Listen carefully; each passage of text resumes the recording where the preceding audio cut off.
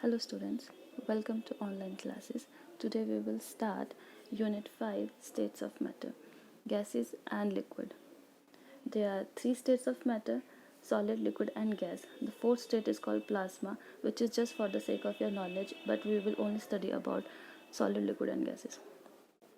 Before knowing these states of matter, one should know the physical laws that govern the behavior of these three states.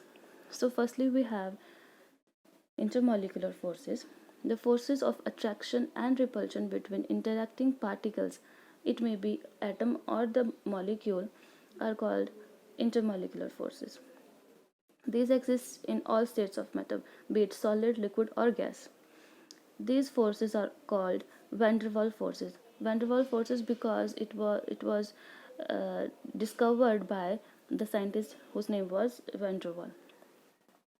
These forces exist due to interplay of positive and negative charges between neighboring atoms of nonpolar molecules when they are very close to each other. What does this mean? That the positively charged end of one molecule, nonpolar molecule, will interact with the negative charge of another molecule, and that interaction is called intermolecular forces.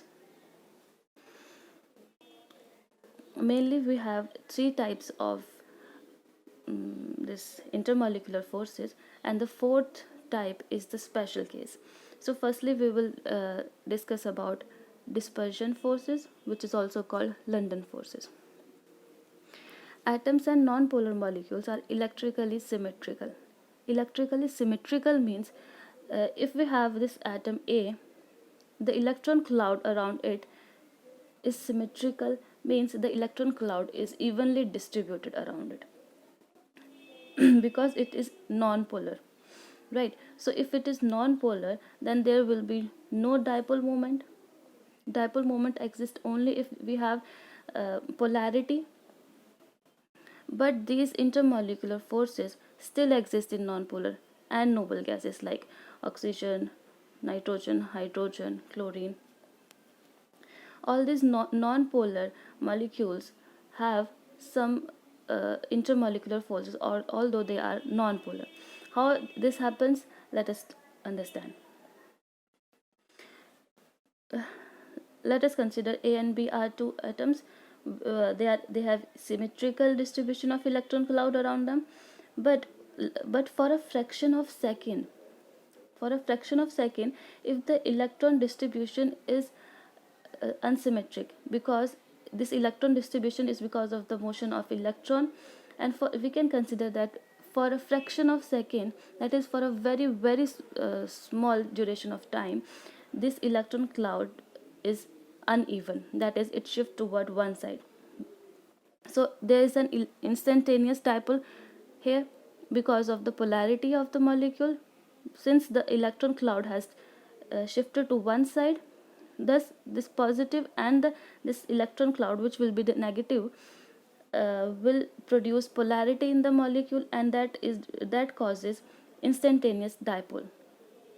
And because of this instantaneous dipole in this atom A, or the we have the neighboring atom B, this A will induce dipole in the another atom B because they are very close to each other. So the dipole moment in A will distort the electron charge distribution in the another atom B and induce instantaneous induced dipole, right? The attractive forces between temporary dipoles of A and B are called London forces or the dispersion forces. These forces are very weak because that dipole which is induced is for fraction of second, that is for very small duration of time. That is why these forces are very weak.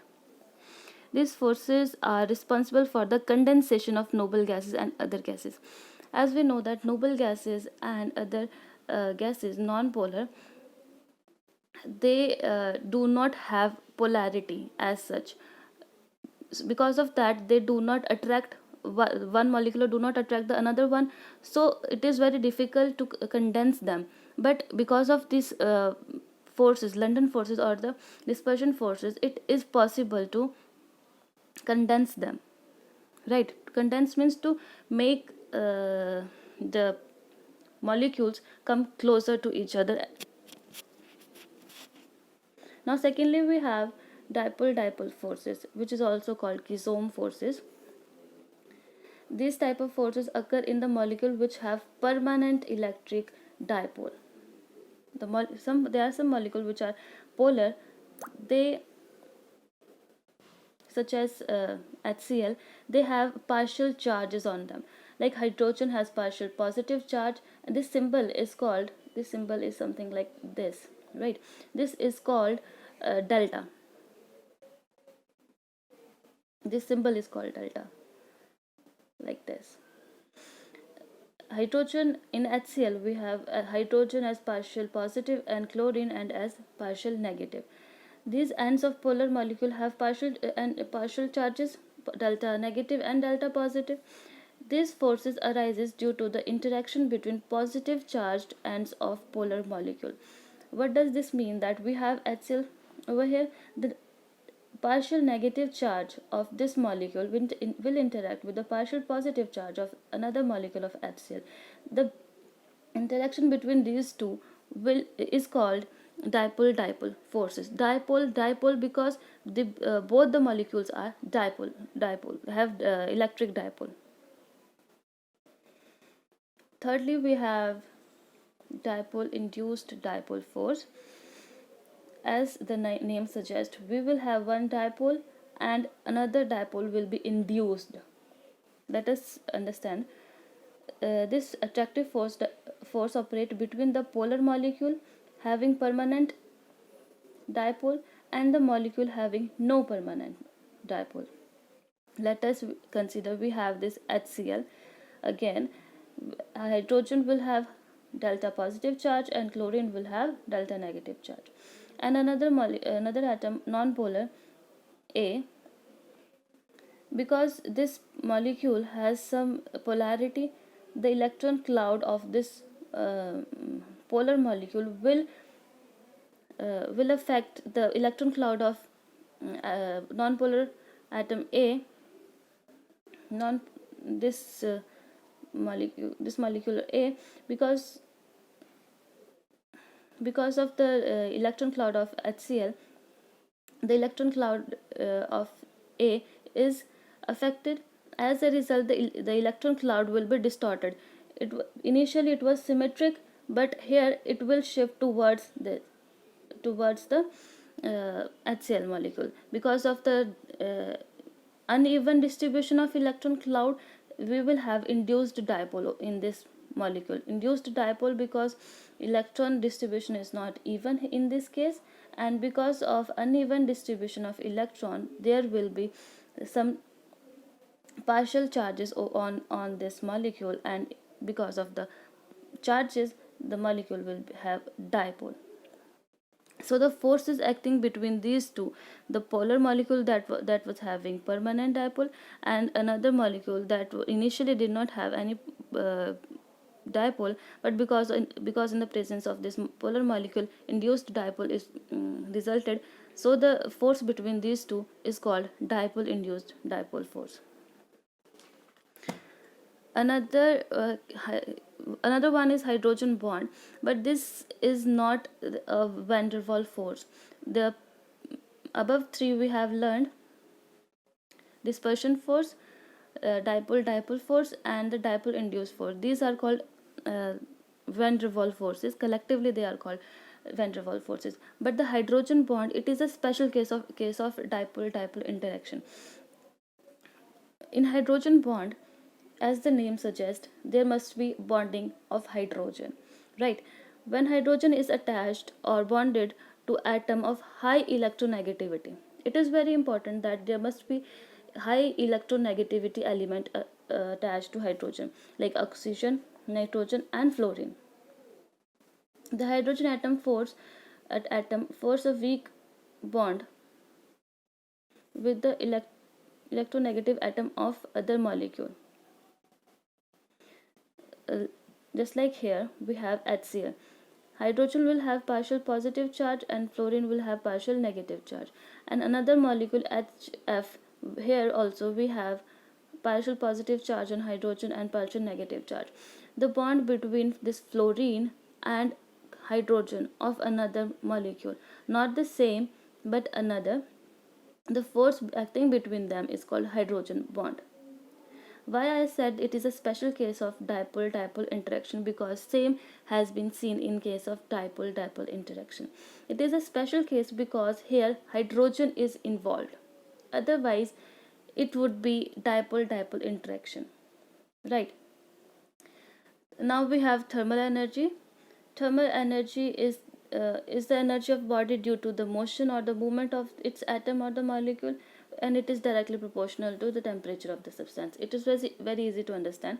Thermal means which is related to temperature, right? If the temperature increases, then the movement in the atom or the molecule will also increases. As a result, thermal energy will also increase. Now we have to understand what is the difference between intermolecular forces and the thermal forces. The intermolecular forces tend to keep the molecules together, right? Intermolecular forces, because they are attractive in nature, so they have tendency to keep the molecules together.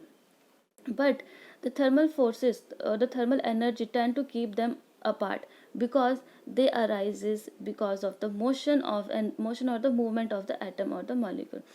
So they tend to keep the molecules or the atoms apart. The three states of matter arise due to the competition between these two.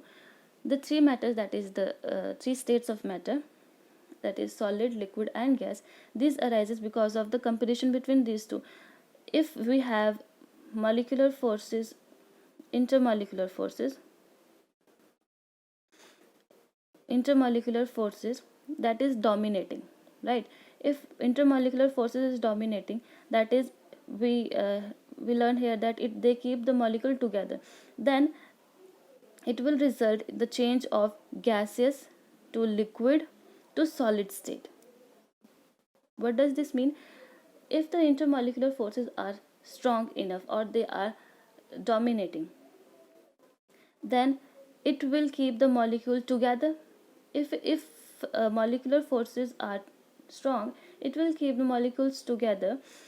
So it will be easy to make, if the molecules are getting close to each other, it is easy to make gaseous state to liquid state to solid state. But in case the thermal energy is dominating, thermal energy tends to keep them apart, keeps the atom or the molecules apart. So if thermal energy is dominating, then there will be change from solid to liquid to gases, because this and the thermal energy tend to keep atoms and the molecules away. So if the atom and molecules are uh, away from one another, then solid state will easily be changed to liquid, and liquid to the solid, because solid gas, because gaseous state have molecules and or the atoms very far from each other. So that was all for today. I hope you enjoyed it, and you have to go through this lecture. I will also provide you PDF of this in your WhatsApp group maybe. But go through this video and try to understand what I said. And if you have any doubt, you can ask. Thank you.